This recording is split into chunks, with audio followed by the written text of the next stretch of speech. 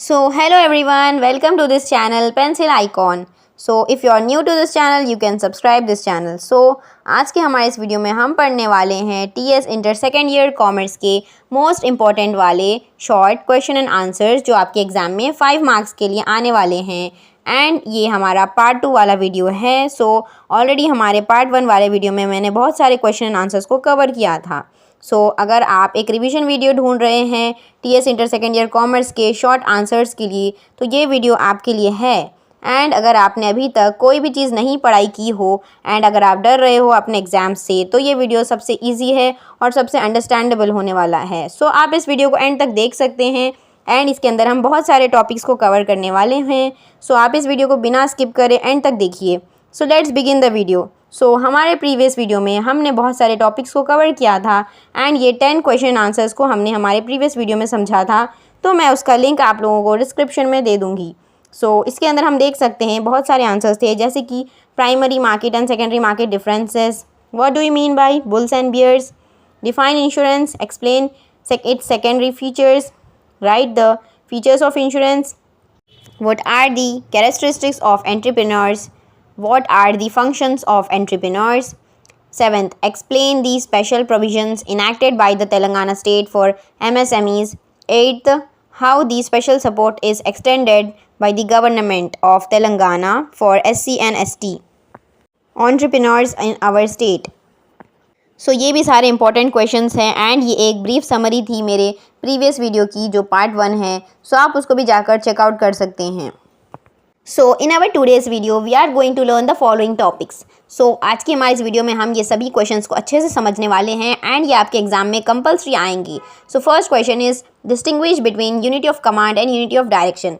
ये बहुत ज़्यादा इंपॉर्टेंट आंसर्स है। Second one, define organising and explain the steps in organising.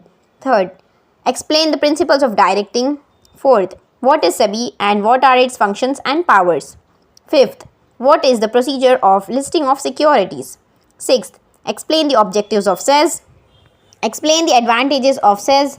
Write about Paused Corp. What are the various types of retail loans. And 10th, what is the trade and how do you classify the trade. First one is distinguish between unity of command and unity of direction. इसका meaning हम पहले समझ लेते हैं। Basically ये दो जो चीज़ें आप देख रहे हैं ये प्रिंसिपल्स ऑफ मैनेजमेंट के प्रिंसिपल्स है। हेनरी फॉयल ने हमें ये प्रिंसिपल्स दिए थे, तो यहाँ पर इसका मीनिंग हम पहले समझ लेते हैं।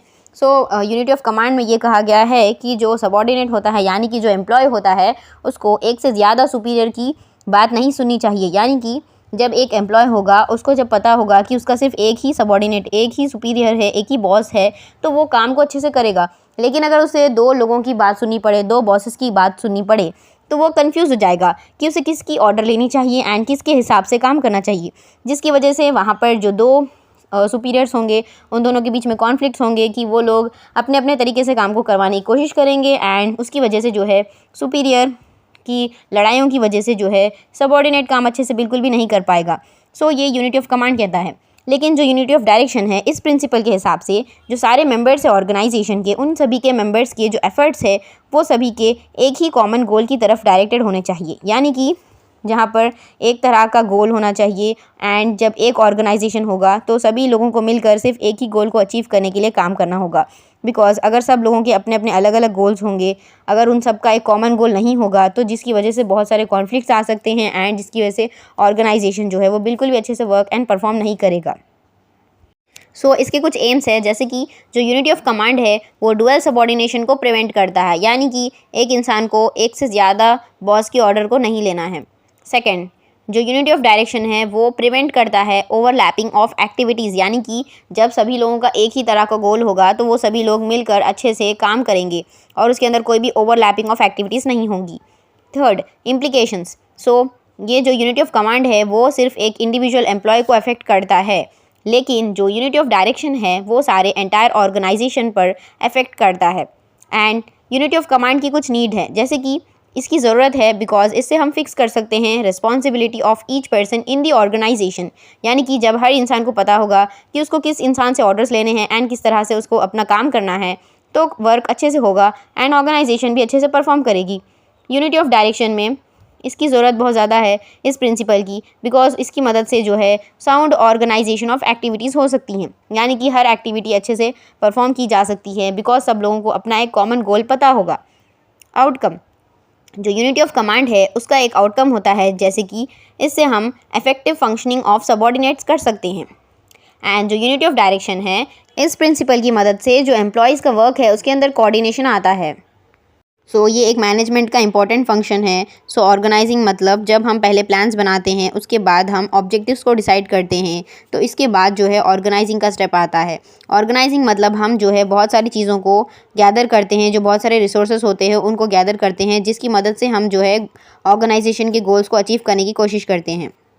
ऑर्गेनाइजिंग के अंदर हम बहुत सारी चीज़ों को करते हैं, जैसे कि इसके अंदर हम ह्यूमन एफर्ट्स एंड जो रिसोर्सेज होते हैं, मटेरियल रिसोर्सेज होते हैं, उन सभी को गैदर करते हैं, उन सभी को जो है ऐसे एक्टिविटीज़ करते हैं जिससे हम हमारे गोल्स को अचीव कर सकें, हमारे जो ऑब्जेक्टिव्स है ऑर्गेनाइजेशन के उनको अचीव कर सकें। इसके लिए हम बहुत सारे एक्टिविटीज़ को करते हैं, और ये एक्टिविटीज़ है एक प्रोसेस की तरह, और इसको 4 स्टेप्स में डिवाइड किया गया है। यहाँ पर हम देख सकते हैं steps in organizing. First step है identification and division of work. इसके अंदर हम जो है बहुत सारे कामों को, यानी कि जो एक्टिविटीज़ है उसको डिवाइड करते हैं, एंड हम प्लान्स के हिसाब से इसको डिटरमाइन करते हैं, एंड जो वर्क है उसको मैनेजेबल एक्टिविटीज़ में डिवाइड करते हैं, ताकि जो काम है उसका कोई ड्यूप्लिकेशन ना हो, उसको अवॉइड किया जा सके। एंड जो बर्डन ऑफ वर्क होता है उसको बहुत सारे एम्प्लॉयज़ के बीच में शेयर किया जाता है। पहला स्टेप है identification and division of work. Second step is departmentalisation. Departmentalisation यानी कि हर एक काम को, एक छोटे से मैनेजेबल एक्टिविटीज़ को एक साथ लाया जाता है, और जो वर्क सिमिलर नेचर का है उसको ग्रुप किया जाता है, यानी कि जो सभी तरह के काम एक जैसे होते हैं उसको एक ग्रुप में लाया जाता है और उसकी एक डिपार्टमेंट को बना दिया जाता है। इस प्रोसेस को हम डिपार्टमेंटलाइजेशन कहते हैं। Third step is assignment of duty. जैसे डिपार्टमेंट्स को बना दिया जाता है, उसके बाद वहाँ पर लोगों को काम देना शुरू किया जाता है, यानी कि वहाँ पर ड्यूटीज़ को असाइन करना स्टार्ट किया जाता है। तो हर इंसान को उसके कैपेबिलिटी, स्किल्स एंड कॉम्पिटेंसी के हिसाब से उसको जॉब प्रोवाइड किया जाता है, एंड हर इंसान के ऊपर एक इंचार्ज को रखा जाता है, ताकि जो काम हो रहा है वो प्रॉपरली हो रहा हो उसको देखने के लिए, एंड हर इंसान को जो जॉब दिया जा रहा है वो अच्छे से काम हो रहा है या नहीं हो रहा है वो भी देखा जाता है। तो यहाँ पर assignment of duties third step है। Fourth step is establishing reporting relationships. जब हम ऑलरेडी सभी लोगों को काम दे चुके हैं, तो अब हमारा काम है कि ये देखना कि लोग अच्छे से काम कर रहे हैं या नहीं कर रहे हैं। तो यहाँ पर एक इंडिविजुअल होता है, उस इंडिविजुअल को एक पावर दिया जाता है कि वो दूसरों को ऑर्डर्स देता है, एंड वो लोगों को देखते रहता है, एंड सभी लोग उसको अकाउंटेबल होते हैं। यहाँ पर एक क्लियर रिलेशनशिप बताया जाता है कि यहाँ पर लोगों के बीच में कोऑर्डिनेशन को भी लाने की कोशिश की जाती है, और इससे जो है लोग अच्छे से काम को परफॉर्म कर रहे हैं या नहीं कर रहे हैं ये देखा जाता है। Explain the principles of directing. Directing का मतलब होता है अपने सबॉर्डिनेट्स को ऑर्डर देना और उनको गाइडेंस देना, यानी कि जो भी लोग आपके अंडर काम कर रहे हो उनको वर्क को समझाना, एंड उनको अच्छे से एक्सप्लेन करना कि उनसे क्या क्या यहाँ पर नीडेड है वर्क, एंड उनको अच्छे से गाइड करना। ये सभी चीज़ें हैं वो डायरेक्टिंग की एक्टिविटीज़ होती हैं। तो इसके कुछ इंपॉर्टेंट प्रिंसिपल्स है, जैसे कि मैक्सिमम इंडिविजुअल कंट्रीब्यूशन। डायरेक्टिंग का मेन पर्पस यही है कि हर एक इंडिविजुअल जो मैनेजमेंट में काम कर रहा है उसका मैक्सिमम कंट्रीब्यूशन हो, उसका मैक्सिमम पोटेंशियल वो यूज़ कर रहा हो for achieving the objectives of the organisation. Harmony of objectives, यानी कि एक अच्छी डायरेक्टिंग ये एम करती है कि जो लोग हैं, इंडिविजुअल्स है और एम्प्लॉयज़ है, उन सभी के जो ऑब्जेक्टिव्स है वो अच्छे से वो लोग काम कर रहे हो, और उनके बीच में एक हार्मनी हो, यानी कि ऑर्गेनाइजेशन के सारे ऑब्जेक्टिव्स पीसफुली अचीव हो रहे हो। Unity of command. ये प्रिंसिपल ये कहता है कि हर इंसान जो ऑर्गेनाइजेशन में काम कर रहा है वो सिर्फ एक ही बॉस या फिर एक ही सुपीरियर से ऑर्डर्स को रिसीव करेगा, सिर्फ एक ही जो ओनर है या फिर जो मैनेजर है उनसे इंस्ट्रक्शंस को लेगा। यहाँ पर यूनिटी ऑफ कमांड की भी चीज़ को यहाँ पर बताया गया है। Managerial communication. एक इफेक्टिव मैनेजरल कम्युनिकेशन डायरेक्शन को इफेक्टिव बनाता है, एंड इंस्ट्रक्शंस दिए जाते हैं जो सबऑर्डिनेट्स को वो क्लियर होने चाहिए, यानी कि जो एम्प्लॉय है उसको जो बॉस ने कहा है वो अच्छे से समझ में आना चाहिए कि उसको क्या काम परफॉर्म करना है। लीडरशिप। ये एक इम्पॉर्टेंट एंड एसेंशियल क्वालिटी है एक एफिशिएंट मैनेजर की। एक मैनेजर को अच्छे से लोगों को लीड करना आना चाहिए, एंड एक लीडर वो होता है जो लोगों को पॉजिटिवली इन्फ्लुएंस करता है। What is SEBI and what are its powers and functions. So जो नरसिम्हम कमेटी है वो कमेटी ने मिलकर रिकमेंडेशंस दिए थे कि हमारे इंडिया में जो कैपिटल इश्यूज़ है उसको कंट्रोल करने के लिए और जो स्टॉक एक्सचेंज में अनडिज़ायरेबल प्रैक्टिसेस है उसको ओवरकम करने के लिए 1988 में डिसाइड किया था कि कैपिटल इश्यूज़ एक्ट को वो लोग लाएंगे 1947 में। लेकिन उसके बाद में सेबी एक्ट को पास किया गया 1992 में by the Indian parliament and इसको स्टैट्यूटरी पावर्स भी दिए गए। So by the year ending of 1995 SEBI को एडिशनल पावर्स दिए गए थे एंड सेबी एक्ट 1992 बनकर तैयार हो गया था। सो सेबी एक ऑर्गेनाइजेशन है। सो बेसिकली इसका काम होता है कि जो स्टॉक एक्सचेंज में जो भी अनडिज़ायरेबल प्रैक्टिसेस है उसको कंट्रोल करना। इसके अंदर बहुत सारे लोग होते हैं। इसके अंदर जो है एक चेयरमैन होता है जिसको गवर्नमेंट ऑफ इंडिया नॉमिनेट करते हैं एंड इसके अंदर 2 मेंबर्स होते हैं from the union finance ministry and 1 member RBI का होता है एंड जो रिमेनिंग 5 मेंबर्स है उसको नॉमिनेट किया जाता है by the union government of India and at least उनमें से 3 जो है वो होल टाइम मेंबर्स होते हैं। सो सेबी के कुछ एसेंशियल फंक्शंस है। सो इसके 3 इंपॉर्टेंट फंक्शंस है जो है first is quasi legislative, second quasi judicial and third quasi executive. So SEBI के पास जो है वो कुछ इंपॉर्टेंट पावर्स है जैसे कि ये लोग ड्राफ्ट्स और रेगुलेशंस को पास करते हैं लेजिस्लेटिव कैपेसिटी में एंड ये लोग इन्वेस्टिगेशन कंडक्ट करते हैं एंड इन्फोर्समेंट ऑफ एक्शंस करते हैं इनकी एग्जीक्यूटिव कैपेसिटी में एंड ये लोग रूल्स एंड ऑर्डर्स को भी पास कराते हैं इन द जुडिशियल कैपेसिटी। और इनके पास बहुत इंपॉर्टेंट फंक्शंस है जैसे कि ये लोग जो इन्वेस्टर्स हैं उनको एजुकेट करते हैं एंड जो इंटरमीडिएटरीज ऑफ सिक्योरिटीज़ है उनको ट्रेनिंग देते हैं एंड जो स्टॉक एक्सचेंज है उसकी वर्किंग को कंट्रोल करते हैं एंड जो इंटरमीडिएटरीज इन स्टॉक एक्सचेंजेस में काम करते हैं उनको रजिस्टर करते हैं, उनकी वर्किंग को रेगुलेट करते हैं जैसे कि जो स्टॉक ब्रोकर्स होते हैं, merchant bankers and underwriters etcetera. And ये लोग जो है जो कलेक्टिव इन्वेस्टमेंट स्कीम्स है जिसमें म्यूचुअल फंड्स इंक्लूडेड है उसकी भी वर्किंग को रेगुलेट करते हैं, उसके ऊपर नज़र रखते हैं एंड ये लोग ऑडिट्स एंड इंस्पेक्शंस को कंडक्ट करवाते हैं एंड जो इनसाइडर ट्रेडिंग ऑफ सिक्योरिटीज़ होती हैं उसको भी ये लोग रेस्ट्रिक्ट करते हैं। सो इनके बहुत सारे पावर्स भी है जैसे कि ये लोग अमेंड कर सकते हैं, अप्रूव कर सकते हैं बाई लॉज यानी कि जो लॉज होते हैं स्टॉक एक्सचेंज के उसको एंड ये लोग इंस्पेक्ट करते हैं फाइनेंशियल बुक्स को एंड इंटरमीडिएटरीज को। एंड इनके पास दूसरे भी पावर्स है जैसे कि ये लोग जो कंपनीज़ के नाम है जो शेयर्स है उसको ये लोग मैंडेट कर सकते हैं, लिस्ट करवा सकते हैं स्टॉक एक्सचेंजेस में। What is the procedure of listing of securities. So securities का मतलब होता है जो भी फाइनेंशियल इंस्ट्रूमेंट्स होते हैं जैसे कि debentures, bonds, government treasury bills and mutual funds. So ये सारे सिक्योरिटीज़ है, लोग इसके अंदर इन्वेस्टमेंट्स करते हैं। लेकिन हम जानते हैं जो stock exchange and share market है उसके अंदर जो सिक्योरिटीज़ है उसको लिस्ट करवाना बहुत इंपॉर्टेंट प्रोसीजर होता है। तो स्टॉक एक्सचेंज में जब हम सिक्योरिटीज़ को लिस्ट करवाते हैं इसका ये मतलब होता है कि जो ऑफिशियल लिस्ट होती है स्टॉक एक्सचेंज की उसके अंदर सिक्योरिटीज़ के नाम को मेंशन करवाना एंड ये बहुत ज़रूरी होता है for the purpose of trading. And जो लिस्टेड सिक्योरिटीज़ होते हैं हम उनको कोटेड सिक्योरिटीज़ भी कहते हैं। सो स्टॉक एक्सचेंज अलाउ करता है कंपनीज़ को कि वो अपने सिक्योरिटीज़ को ट्रेड करें, लेकिन इस पर्पज़ के लिए कंपनीज़ को सर्टेन फॉर्मेलिटीज़ को फुलफ़िल करना होता है जिसके बाद वो अपने सिक्योरिटीज़ को ऑफिशियल लिस्ट में ऐड करवा सकते हैं। सो यहाँ पर हम देख सकते हैं कि जो स्टॉक एक्सचेंज है उसने एक लिस्टिंग डिपार्टमेंट को बनाया है और उसने एक अप्रूवल को ग्रांट किया है कि लोग वहाँ पर अपनी कंपनीज़ के जो सिक्योरिटीज़ है वहाँ पर लिस्ट करवा सकते हैं with the rules of securities contract regulation act 1956 and 1957 companies act 2013 and as per the guidelines of SEBI. यानी कि जो सेबी के गाइडलाइंस हैं, जो गवर्नमेंट के रूल्स एंड रेगुलेशंस है उसके हिसाब से जो है कंपनीज़ वो अपने सिक्योरिटीज़ को वहाँ पर लिस्ट करवा सकते हैं। सो यहाँ पर इसका एक प्रोसीजर दिया हुआ है। सो इस प्रोसीजर को फॉलो करना बहुत ज़्यादा कंपलसरी है। सो एक कंपनी के पास एक मिनिमम कैपिटल होना चाहिए, इन्वेस्टमेंट होना चाहिए ऑफ 3 करोड़ रुपीज़ एटलीस्ट। उसके अंदर से 1.8 करोड़ जो है 60% है वो ऑफर्ड होनी चाहिए पब्लिक को एंड उसके अंदर तभी वो लोग अप्लाई कर सकते हैं लिस्टिंग के लिए। एंड उनके पास कुछ डॉक्यूमेंट्स भी होने चाहिए जैसे कि copies of memorandum of association and articles of association. So ये बहुत इंपॉर्टेंट डॉक्यूमेंट्स है। prospectus, directors reports, balance sheet and agreements with underwriters and brokers etc. Second, specimen copies of shares and debenture certificates, यानी कि जो shares and debentures के certificates है, letter of allotment है, acceptance, renunciation है etcetera, ये सारे डॉक्यूमेंट्स है। पर्टिकुलर्स रिगार्डिंग कैपिटल स्ट्रक्चर, सो जो कंपनी के पास कितना कैपिटल है उसके बारे में भी डिटेल्स दिए जाने चाहिए। A statement showing the distribution of shares, यानी कि शेयर्स के अंदर कितना किसको डिस्ट्रीब्यूट किया गया है, ये सभी चीज़ों को दिखाना ज़रूरी होता है।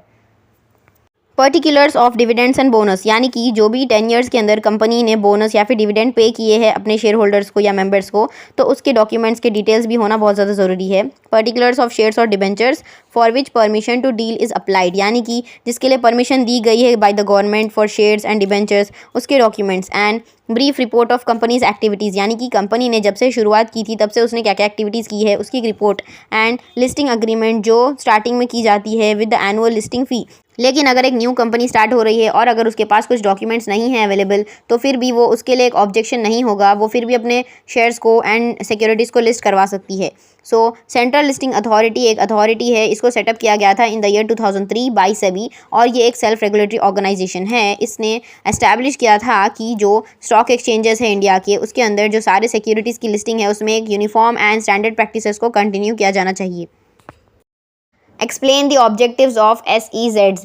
SEZs मतलब स्पेशल इकोनॉमिक जोन्स। ये एक कॉन्सेप्ट है, इसको इंट्रोड्यूस किया गया था with the view of attracting foreign investment and adapting latest technology. यानी कि स्पेशल इकोनॉमिक जोन्स एक ऐसे एरियाज़ होते हैं, एक ऐसी जगह होती है हर कंट्री में जहाँ पर बहुत ज़्यादा बिजनेस को प्रमोट किया जाता है और वहाँ से फॉरेन इन्वेस्टमेंट को भी अट्रैक्ट किया जाता है, और इससे जो है बिज़नेस कंट्री में ग्रो होता है एंड उसकी मदद से जो है लेटेस्ट टेक्नोलॉजी को अडॉप्ट किया जाता है।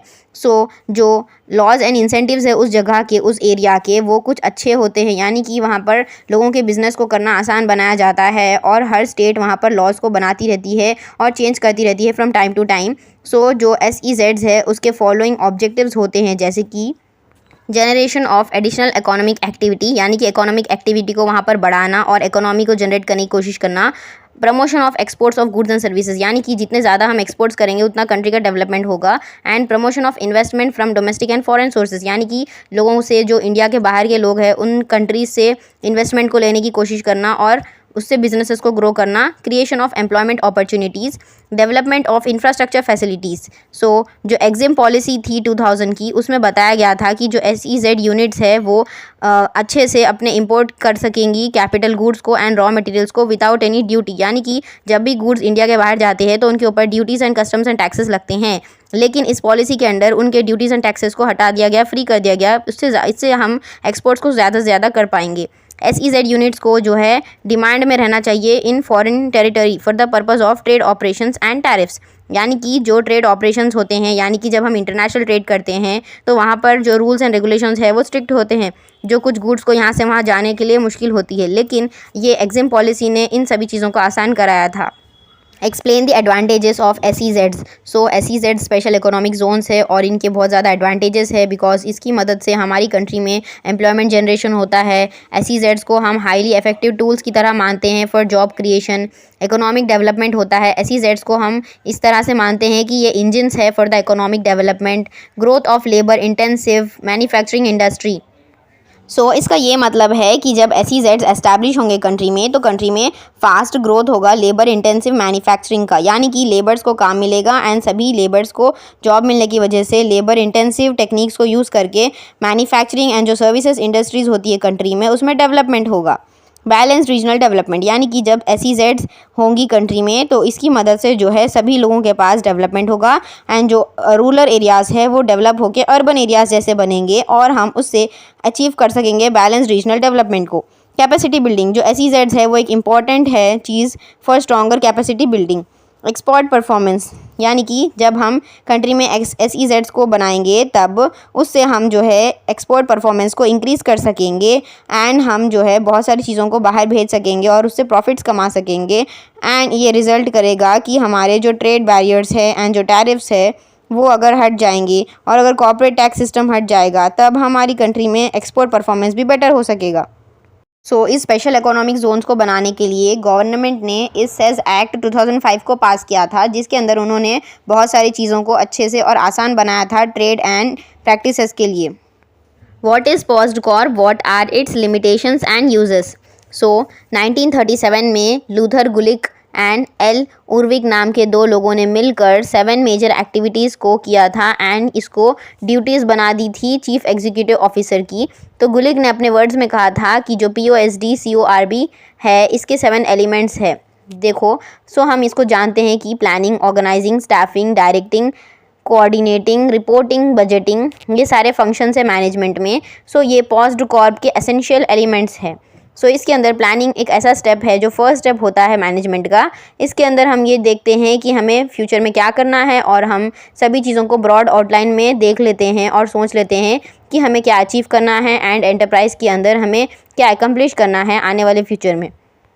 ऑर्गेनाइजिंग यानी कि जब हम ऑलरेडी प्लान्स बना चुके हैं तो अब लोगों को काम देना स्टार्ट करते हैं और हर चीज़ को सब डिवाइड करते हैं, हर वर्क को, और सभी एम्प्लॉयज़ को बीच में जो जॉब है वो डिस्ट्रीब्यूट किया जाता है एंड डिपार्टमेंट्स बनाए जाते हैं एंड सभी चीज़ों को अरेंज किया जाता है, डिफ़ाइन किया जाता है और सभी काम को मिलकर करने की और अचीव करने की कोशिश की जाती है। इसको हम ऑर्गेनाइजिंग कहते हैं। उसके बाद होता है स्टाफिंग। स्टाफिंग यानी कि जो भी मेंबर्स काम कर रहे हों, एम्प्लॉयज़ या फिर मैनेजर्स या फिर जो सीईओज़ है, उन सभी को ट्रेनिंग देना, उन सभी को अच्छे से काम के बारे में एक्सप्लेन करना एंड सभी चीज़ों को समझाना एंड उनकी जो स्किल्स है उसको डेवलप करना, अच्छी सी स्टाफ को मेंटेन करना और एक अच्छा फेवरेबल कंडीशंस रखना वर्किंग के लिए। उसके बाद होता है डायरेक्टिंग। डायरेक्टिंग यानी कि जो लीडर होता है या फिर मैनेजर होता है जो एंटरप्राइज़ का, उसका काम होता है कि सभी लोगों को इंस्ट्रक्शंस देना, ऑर्डर्स देना और सभी को समझाना काम एंड हर एक चीज़ का डिसीजन बनाना कंटिन्यूस टास्क होता है ये। इसके अंदर एक टीम को लेकर लीड करना ज़रूरी होता है और डायरेक्टिंग के अंदर हम देखते हैं कि सभी लोगों को काम समझाना चाहिए एंड उनको आगे लेकर चलना चाहिए। कोऑर्डिनेटिंग यानी कि इसके बाद हम जो सारे लोग काम कर रहे हैं मिलजुल कर, उनके बीच में कोऑर्डिनेशन बनाने की कोशिश करते हैं, यानी कि हर इंसान को एक टास्क दे दिया जाता है और हर एक डिपार्टमेंट के बीच में कोऑर्डिनेशन बनाया जाता है ताकि सब लोग मिलकर एक ही ऑर्गेनाइजेशन के गोल को अचीव कर सकें। और ये इंश्योर किया जाता है कि ऑर्गेनाइजेशन के सारे ऑब्जेक्टिव्स अचीव हो रहे हो पीसफुली एंड कोई भी तरह के कॉन्फ्लिक्ट्स ना हो and team work and cooperation को प्रमोट किया जाता है। रिपोर्टिंग यानी कि जो भी एम्प्लॉयज़ काम कर रहे हैं उनका जो वर्क परफॉर्मेंस है उसके ऊपर एक सुपरविजन रखी जाती है। एक मैनेजर को रखा जाता है या फिर एक हेड को रखा जाता है एज एग्जीक्यूटिव, जो रेस्पॉन्सिबल होते हैं और वो सभी लोगों के ऊपर नज़र रखते हैं कि उनके सबऑर्डिनेट्स किस तरह से काम कर रहे हैं और वो हर चीज़ का एक रिकॉर्ड रखते हैं, रिसर्च करते हैं एंड इंस्पेक्शन करते हैं।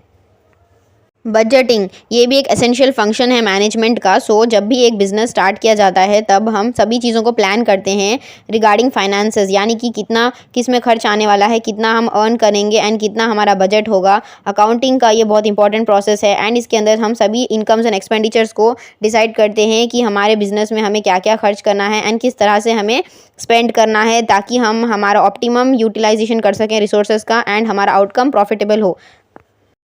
Applications and uses of paused Corp theory. इस थ्योरी के अकॉर्डिंग ये एक मैनेजमेंट थ्योरी है। इससे हम जो है हर एक जगह जहाँ पर भी मैनेजमेंट की ज़रूरत होती है उस जगह इस थ्योरी को अप्लाई कर सकते हैं और इसकी मदद से हम सारे मैनेजमेंट के फंक्शंस एंड एक्टिविटीज़ को परफॉर्म कर सकते हैं एक स्ट्रक्चरल वे में और हम हमारे ऑर्गेनाइजेशन के गोल्स को अचीव कर सकते हैं। इसके अंदर बहुत सारे इससे बेनिफिट्स हमें मिलते हैं हमारे ऑर्गेनाइजेशन में। हम हर एक मैनेजमेंट एक्टिविटी को अच्छे से एनालाइज कर पाते हैं और हर चीज़ को अच्छे से परफॉर्म कर पाते हैं। गवर्नमेंट एडमिनिस्ट्रेशन होता है जहाँ पर, वहाँ पर भी इस थ्योरी को अप्लाई किया जाता है। जहाँ पर भी हमें कोऑर्डिनेशन, बजटिंग, प्लानिंग, इन सभी फंक्शंस की ज़रूरत होती है, हम इस थ्योरी को अप्लाई करते हैं। एंड जो कॉर्पोरेट मैनेजमेंट है, यानी कि जहाँ पर भी कॉर्पोरेट बिजनेसेस की जगह है वहाँ पर हमें अचीव करना होता है ऑर्गेनाइजेशनल गोल्स को, तो हम इस थ्योरी को वहाँ पर अप्लाई करते हैं। एंड हेल्थ केयर मैनेजमेंट होता है, वहाँ पर भी हम देखते हैं बड़े बड़े क्लिनिक्स में, हॉस्पिटल्स में जो है बहुत ज़्यादा मैनेजमेंट की ज़रूरत होती है। वहाँ पर भी एक स्टाफ को मेंटेन करना, डायरेक्ट करना एंड कोऑर्डिनेट करना ज़रूरी होता है। एंड प्रोजेक्ट मैनेजमेंट, यानी कि जो भी बड़े बड़े बिल्डिंग के कंपनीज़ होते हैं या फिर इंफ्रास्ट्रक्चर के कंपनीज़ होते हैं, वहाँ पर प्रोजेक्ट मैनेजमेंट किया जाता है। तो वहाँ पर भी एक मैनेजमेंट एक बहुत एसेंशियल एस्पेक्ट है, बिकॉज हमें हर जगह जहाँ पर भी कोई चीज़ ऐसी हो जहाँ पर सारे लोग मिलकर काम कर रहे हो, तो वहाँ पर मैनेजमेंट एक एसेंशियल फंक्शन है, बिकॉज वहाँ पर कोऑर्डिनेशन, प्लानिंग, ऑर्गेनाइजिंग, स्टाफिंग, ये सब एसेंशियल चीज़ें होती है। तो ये थ्योरी हर जगह एप्लीकेबल होती है। लिमिटेशंस ऑफ पॉज्ड कॉर्प, यानी कि इसके बहुत सारे यूजेस है, एप्लीकेशंस एंड एडवांटेजेस भी है, लेकिन इस थ्योरी के कुछ डिसएडवांटेजेस एंड लिमिटेशंस भी है। यहाँ पर कहा गया है कि lack of external focus. POSDCORB theory सिर्फ इंटरनल चीज़ों के ऊपर फोकस करती है, जैसे कि किस चीज़ को किस तरह से मैनेज करना है, बिजनेस में, ऑर्गेनाइजेशन में किस तरह से प्लान करना है, ऑर्गेनाइज करना है, ये इन चीज़ों पर फोकस करती है। लेकिन ये एक्सटर्नल जो चीज़ें होती है जैसे कि एनवायरनमेंट, कस्टमर, क्लाइंट्स, इसके ऊपर इसका ध्यान नहीं है इस थ्योरी का। लेकिन हर एक ऑर्गेनाइजेशन को internal and as well as external चीज़ों के ऊपर भी फोकस करना चाहिए। ये इसका एक लिमिटेशन है। ओमिशन ऑफ अचीवमेंट, यानी कि पोस्ट जॉब थ्योरी सिर्फ हमें प्रोसेस के बारे में बताती है कि हमें किस चीज़ को किस तरह से करना है ताकि हम हमारे ऑर्गेनाइजेशन के गोल्स को अचीव कर सकें, लेकिन ये थ्योरी हमें रिजल्ट्स के बारे में नहीं बताती है। लैक ऑफ एडेप्टेबिलिटी, यानी कि इसका जो पोस्ट जॉब थ्योरी का एक फिक्स्ड नेचर होता है, यानी कि ये एक लिमिटेशन की तरह काम कर सकता है, बिकॉज हर एक ऑर्गेनाइजेशन के अंदर एनवायरनमेंट चेंज होते रहता है एंड ऑर्गेनाइजेशंस को भी उस तरह से फ्लेक्सिबल होना रहता है एंड उसको चेंज करते रहना चाहिए, तभी वो लोग सर्वाइव कर सकेंगे। लेकिन ये पोस्ट जॉब थ्योरी हमें बताती है कि सिर्फ हमें एक तरह से एक ही प्रोसेस को फॉलो करना है, सो ये इसका एक लिमिटेशन हो सकता है। नेगलेक्ट ऑफ लीडरशिप स्किल्स, इस थ्योरी में लीडरशिप स्किल्स की उतनी ज़्यादा इंपॉर्टेंस नहीं बताई गई है जितनी उसकी एडिक्वेट रिक्वायरमेंट होती है। इनएडिक्वेट फॉर स्पेसिफिक ऑर्गेनाइजेशंस, यानी कि बहुत सारे डिफरेंट टाइप्स के ऑर्गेनाइजेशंस होते हैं जिसके अंदर फ्लेक्सिबिलिटी एंड चेंजेस की ज़रूरत होती है, लेकिन जो पोस्ट जॉब थ्योरी है वो फिक्स्ड नेचर की है एंड ये डिफरेंट टाइप्स ऑफ ऑर्गेनाइजेशन के फ्रेमवर्क के लिए सूटेबल नहीं है। ओवर सिंप्लीफिकेशन, यानी कि जो पोस्ट जॉब थ्योरी है इसके अंदर जो भी डिफ़िकल्ट एडमिनिस्ट्रेटिव टास्क है, जो भी कॉम्प्लेक्स टास्क है, उसको सिंप्लीफाई किया गया है एंड ऐसा बताया गया है जैसे वो बहुत इजी है, लेकिन इसकी वजह से जो है ये लीड करता है to rigid and inflexible management practices. What are various types of retail loans explain. So retail loans एक लोन है जो लोगों को दिया जाता है, इसका process simple and straightforward होता है। Banks and other financial institutions ये लोगों को लोन्स देते हैं। सो लोन्स 4 तरह के होते हैं: home loan, car loans, education loan, personal loans. So जो होम लोन्स है वो प्रोवाइड किए जाते हैं by the financial institutions for the purpose of constructions और a purchase of new home. So अगर कोई भी इंसान कंस्ट्रक्शन करवाना चाहता है या एक घर खरीदना चाहता है तो ये लोन प्रोवाइड किया जाता है।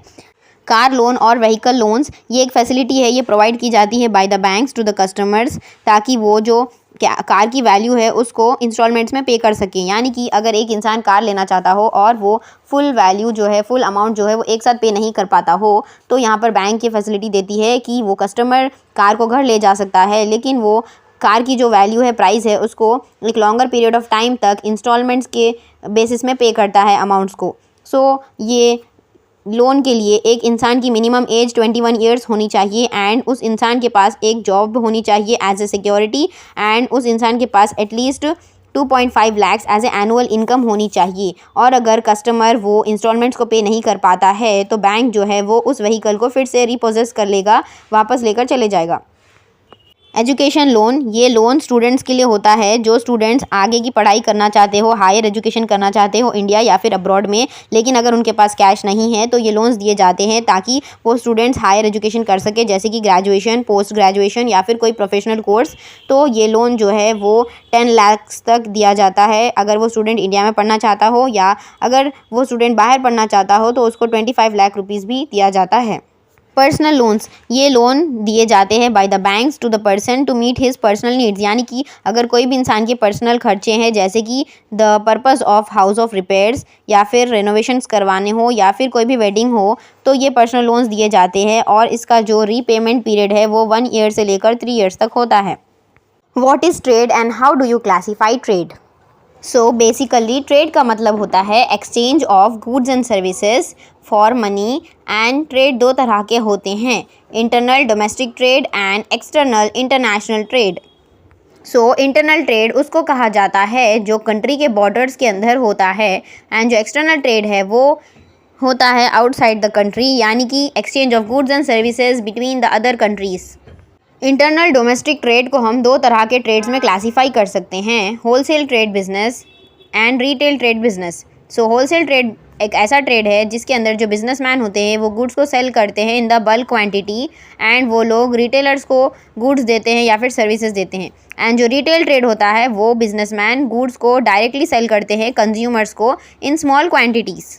External international trade, so external trade वो ट्रेड होता है जिसके अंदर हम गुड्स एंड सर्विसेज को बिटवीन द कंट्रीज एक्सचेंज करते हैं, और ये 3 तरह के होते हैं। First is import trade, second is export trade and third is interport trade.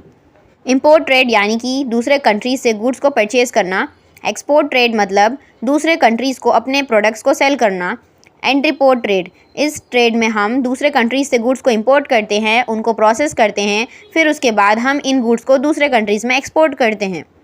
एंट्रीपोर्ट trade को हम री एक्सपोर्ट ट्रेड भी कहते हैं एंड इसका एग्जांपल है जैसे कि इंडिया रबर को इंपोर्ट करता है थाईलैंड से एंड फिर उससे रबर प्रोडक्ट्स को बनाता है एंड उसके बाद जापान को ये एक्सपोर्ट कर देता है। सो यहाँ पर इंडिया एंट्रीपोर्ट ट्रेड कर रहा है। सो गाइज़ हमारा वीडियो कंप्लीट हो चुका है एंड आई होप कि आपको सारे क्वेश्चन आंसर समझ में आ चुके होंगे। एंड अगर आप हमारे चैनल पे न्यू है तो you can subscribe to this channel and don't forget to share with your friends because मैं इस चैनल पर न्यू कंटेंट्स लाती रहती हूँ। एंड मैंने ऑलरेडी CEC, BIPC, MPC के प्रीवियस ईयर क्वेश्चन पेपर्स भी अपलोड किए हुए हैं, सो आप उनको भी चेकआउट कर सकते हैं। एंड इसका प्रीवियस पार्ट जो है वो भी मैं लिंक में डाल रही हूँ डिस्क्रिप्शन में, तो आप देख सकते हैं। एंड अगर आपको कोई भी सजेशंस हो या फिर आपको कोई भी चीज़ पूछनी हो तो आप अपने डाउट्स को मेरे कमेंट सेक्शन में डाल सकते हैं। And stay tuned for the next part.